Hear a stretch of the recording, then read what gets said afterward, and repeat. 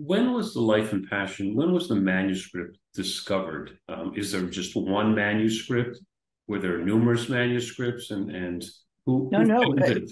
I mean, there would have been in the past more manuscripts for sure, because we have lists from monasteries' libraries that include in them the life of.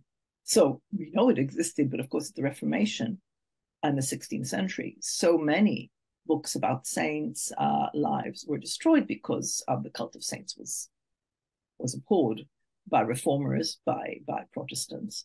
So all of that was in a lot of material culture, books, pictures, stuff like that.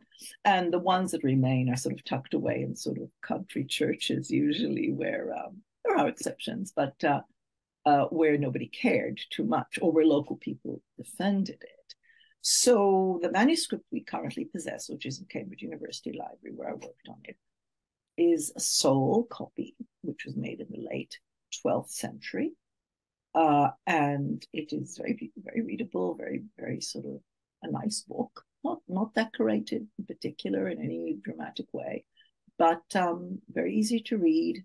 And our text contains 77 pages, that is to say, 154 pages, because the page is a page of parchment and it's either side. So it's a 50,000, about 50,000 words long, just under that. And so it's a proper book. And it was not known until 1893, when it was discovered sort of amongst a few rather mouldering books in a parish in Suffolk by a vicar.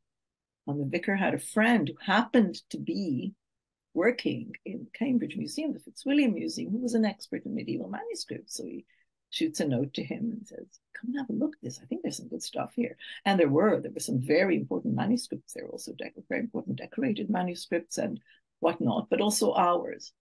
And, he just takes one look and it says in red ink, this is the life and suffering. This is a book about life and suffering of little William Norwich. So, he said, oh, because he was just a well-informed sort of medievalist, he sort of knew about this local story of the Cathedral of Norwich and beyond. And he said, oh my gosh, this must be that lost text that once existed that tells the whole story, etc., etc. And he was a young man and he had a job, so he couldn't take on this project on his own. He thought, wouldn't it be fun to combine with someone to translate it, to publish it, as learned gentlemen did at the time. They were, of course, the makers of history. There weren't many people in history jobs or history departments at the time, few universities, etc. And he contacted someone whom he knew he could rely on, who was a retired vicar, so presumably had more time on his hands, had good Latin, was a local historian in Norfolk, had published many, many books. And he said, if this guy does the copying out of the manuscript, translating, etc., I could write a nice introduction which gives context, and we could, hey, presto, publish it. And that's what they did. So by 1896, it was published by Cambridge University Press. And indeed, I read all their letters in that period. It was very much a sort of asymmetrical relationships. You get the sort of retired vicar who's keen to get on. He writes like to every 3 letters of his, M.R. James, who was the colleague in Cambridge, sends like one letter back. Sorry, I'm busy. I couldn't get round to it. It's a very sort of interesting correspondence. But what is really interesting is they were absolutely, being Anglican, men of the cloth of the late 19th century, they obviously didn't believe any of the story of child murder.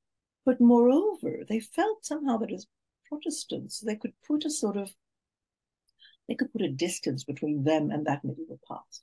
Although, M.R. James was a scholar of the medieval past, but he sort of spoke about, oh, isn't it one of those ghastly stories that Catholics used to say in the Middle Ages? Or isn't this one of those terrible legends that were told in the Middle Ages? It's quite interesting, although they were all Christians, they definitely felt that as Protestants, they did not belong in a way to that moral universe that could produce this sort of thing, albeit they saw how interesting and how historically significant it was, particularly because of the aftermath of what then developed into the blood libel Fully Flung, which was still with us in the 20th century and in some peculiar ways it even resonates today. So it's an interesting process. It was very interesting reading their letters because you got the sense of mission that they had. They specifically say in one of the letters, let us publish it quickly before the Romans, before the Catholics, as it were, get their hands on it.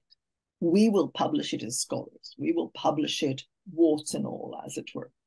Mind you, they don't, because being Victorian gentlemen, they were also sort of quite squeamish about, you know, body parts and whatnot that are mentioned in the story, because of course people come to be healed. So you have women with breast cancer, or you have men with issues with their genitalia.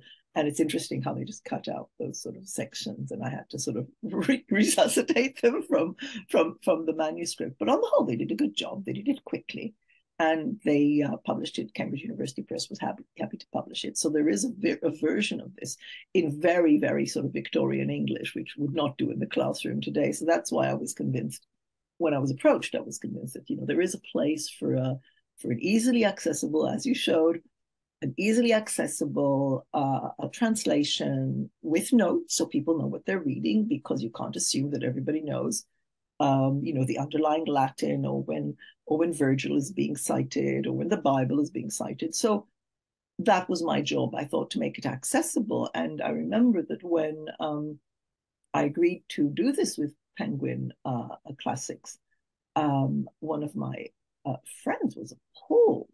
He said to me, how could you publish it, this text that's so full of love? I said, but, you know, we need to study, we need to understand. And moreover, in the age of the internet, if you're a nasty and you're looking for nasty material on Jews, my book is not going to be the only source out there. There are millions and millions of so I far prefer to have something contextualized, explained, exposed, etc.